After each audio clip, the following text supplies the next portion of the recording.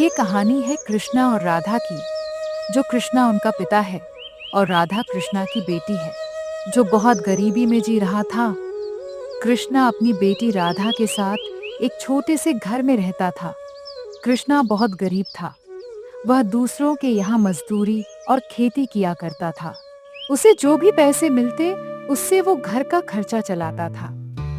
लेकिन कृष्णा अब बूढ़ा हो चुका था और उसका शरीर कमजोर भी हो चुका था। उसकी बेटी राधा बहुत ही सुंदर और होनहार लड़की थी। राधा भी घर में बच्चे को ट्यूशन दिया करती और उस ट्यूशन से थोड़ी बहुत पैसे कमा लेती, जिससे वह अपने पिता की मदद कर सके।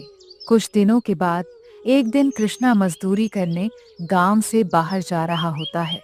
तभी उसकी बेटी राधा पिताजी कहती है, पिताजी, मैंने आपसे कितनी बार कहा है कि आप काम पर मत जाया करो। शरीर में इतनी जान नहीं है काम करने लायक जो आप मजदूरी कर सके। अब आपको आराम की जरूरत है। पिताजी, आप घर पर आराम क्यों नहीं करते हैं? पिताजी, आपको ज्यादा परेशान होने की जरूरत नहीं है। बेटी, ये कैसी बातें कर रही हो? अगर काम नहीं करेंगे तो घर कैसे चलेगा, और ऊपर से जमींदार जी का कर्ज वो कैसे चुकाएंगे? अगर हम उसको समय पर पैसे नहीं देंगे तो हमारे साथ गलत करेगा। लेकिन पिताजी, मैं भी तो ट्यूशन पढ़ाने का काम करती हूँ। आज से मैं दिन रात मेहनत करूंगी, जिससे हम लोग परेशानी को झेल सकते हैं और उस जमींदार के पैसे दे सके। बेटी की बातों को सुनकर बूढ़े बाप की आंखों में आंसू आ जाते हैं। कृष्णा बिना कुछ कहे खेत की ओर काम करने के लिए निकल जाता है। राधा अपने पिता की आंखों में आंसू देखकर बहुत परेशान हो जाती है। शाम को जब काम करके घर लौटता है तो राधा उसे पानी लाकर देती है और उसके पास बैठकर बोलती है, पिताजी, हम लोग किसी तरह से काम करके थोड़े बहुत पैसे इकट्ठे करते हैं। इतना तो खाने पीने में ही खर्च हो जाता है। इस तरह से हम जमींदार का कर्ज कैसे चुकाएंगे? यही पैसे में घर भी चलाना पड़ता है। पिताजी, एक काम करते हैं, हम लोग ना किसी दूसरे से और कुछ पैसे उधार ले लेते हैं और उस जमींदार को दे देते हैं, ताकि हमें जमींदार तंग ना करे। तुम्हारा कहना ठीक है बेटी, लेकिन हमें इस वक्त पैसे कौन देगा? ऐसा तो कोई भी इंसान नहीं जो हमारी मजबूरी समझेगा और हमें मदद करेगा। और वैसे भी मेरे सारे रिश्तेदार खुद ही गरीब हैं। वो लोग पैसे देने के बजाय मेरा मजाक उड़ाएंगे, और बाकी बचे रिश्तेदार हैं, वह अपना गुजारा ही बड़ी मुश्किल से कर पाते हैं। ऐसे में कौन हमारा मदद करे? लेकिन पिताजी, हमें कैसे भी करके उस जमींदार के पैसे का इंतजाम करना ही होगा। वह कभी भी अपने पैसे लेने आ जाएगा। अगर उसे पैसे नहीं मिलेंगे तो पता नहीं वो हमारे साथ कैसा उल्टा सीधा बातें करेगा। वो किसी पे रहम दया नहीं करता है, तो हम लोगों को कभी बख्शेगा। कृष्णा अपनी गरीबी के कारण बहुत ही लाचार और बेबस था। पर क्या करता बेचारा? उससे कुछ समझ में नहीं आ रहा था कि उस जमींदार से अपना पीछा कैसे छुड़ाए। उसकी ऐसी हालात में कोई भी मदद करने को तैयार नहीं। दूसरे दिन सुबह सुबह जमींदार अपना पैसा लेने आ जाता है और बाहर से कृष्णा को आवाज लगाता है, कृष्णा, अरे वो कृष्णा, बाहर तो निकलो। कब से आवाज लगा रहा हूं। किधर के किधर मर गया सब। जी जमींदार साहब, कहिए कैसे आना हुआ, और आप खाने क्यों हैं? आइए बैठिए ना। अरे मैं कब से तुम्हें आवाज लगा रहा हूं, सुनाई नहीं देता है क्या? और वैसे मैं यहां बैठने के लिए नहीं आया हूं, मैं अपना पैसे लेने आया हूं। किधर है मेरा पैसा? जल्दी से लाओ। जमींदार साहब, आपको तो कुछ और दिन का समय लिया था। आप इतना जल्दी लेने के लिए आ गए। इतना जल्दी कैसे दे पाएंगे? और अभी मेरे पास है भी नहीं। कहां से लाऊंगा इतने सारे पैसे? तुम सब गरीब इसी तरह के बहाने बनाते हो। कहां से लाएंगे इतने सारे पैसे? लेने के टाइम पे ये सब बातें नहीं निकल रही थी। मैं ये सब कुछ नहीं सुनना चाहता हूं। मुझे अपने पैसे चाहिए, वो भी सुद समेत। और पैसे नहीं है तो अपना बेटी को मेरे हवाले कर दो, सब कर्ज माफ कर दूंगा। जमींदार, अपना मुंह पे लगाम दो। इस तरह की उल्टी सीधी बातें मत किया करो। मैंने आपका पैसे लिया है ना, 2 दिन का समय और दो, मैं आपको सारे पैसे लौटा दूंगा, वो भी सुद समेत। लेकिन अपना बेटी तुम्हें कभी हाथ लगाने नहीं दूंगा। हूँ 2 दिन में कहां से लाएगा इतने सारे पैसे? कहीं रखा हुआ है क्या? चलो मान लेते हैं, मैं 2 दिन के बाद फिर आऊंगा पैसे लेने। चलो रे। पिताजी, ये आप क्या कह दिए उस जमींदार को? 2 दिन में आप कहाँ से लाएंगे इतने सारे पैसे? पिताजी, ये सब कहने की क्या जरूरत थी? 2 दिन के बाद फिर आएगा जमींदार पैसे मांगने। और क्या कहता बेटी, तुम ही बताओ। तुम देख ही नहीं कैसी उल्टी सीधी बातें कर रहा था। मुझसे बर्दाश्त नहीं हुआ बेटी। तुम चिंता मत करो, मेरे रहते हुए वो कुछ भी नहीं कर पाएगा।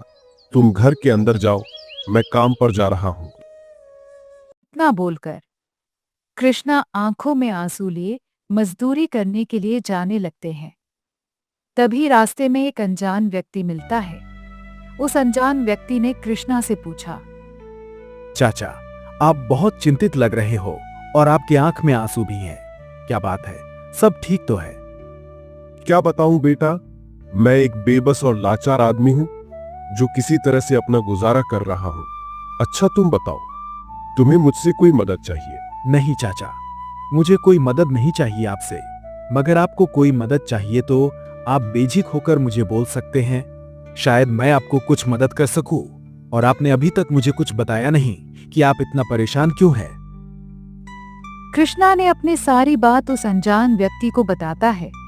फिर कृष्णा की बात सुनकर अनजान व्यक्ति उससे कहता है, लेकिन चाचा, आप तो बूढ़े हो और आपकी एक बेटी भी है जिसकी आपको शादी भी करनी है, और ऊपर से जमींदार का कर्ज भी है। 2 दिन के अंदर जमींदार को पैसे भी देना है। देखो चाचा, मैंने आज तक अपनी जिंदगी में कोई भी अच्छा काम नहीं किया है, लेकिन हाँ, आज जरूर करूंगा। मेरे पास एक सोने के सिक्के हैं जो मुझे आज तक इसका कोई काम नहीं आया। ये लो, इसे आप रख लो, शायद आपको ये काम आ जाए। नहीं बेटा नहीं, मैं इसे नहीं ले सकता हूं।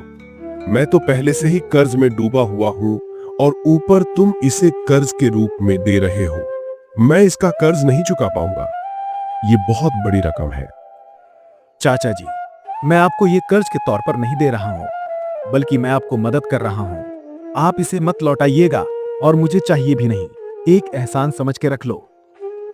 अब कृष्णा ने उस सोने के सिक्के ले लेता है और उस आदमी को बहुत आशीर्वाद देता है और खुशी खुशी अपने घर की ओर निकल जाता है।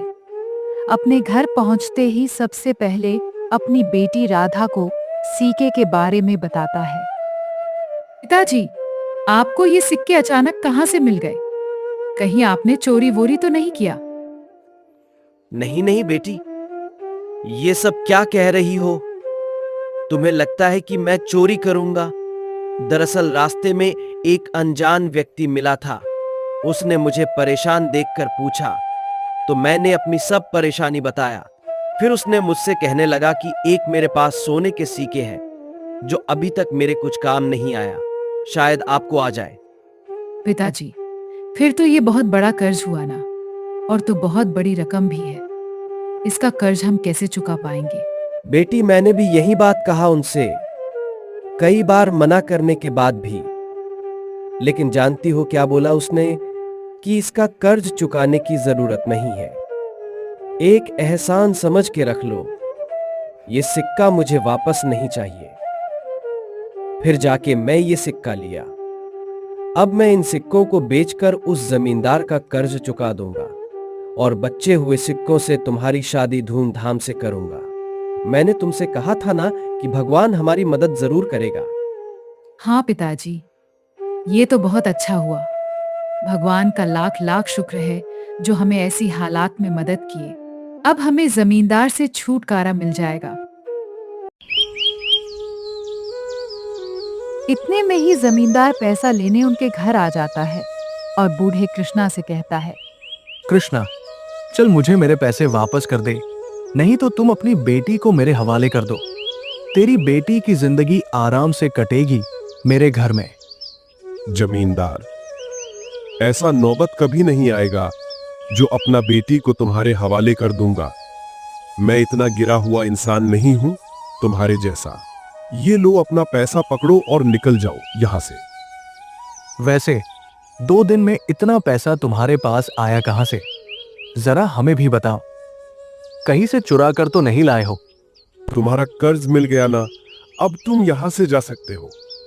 किधर से आया और कहां से आया, इससे तुम्हें क्या मतलब है? कृष्णा की बातें सुनकर जमींदार वहां से गुस्से में तमतमाया हुआ चला जाता है।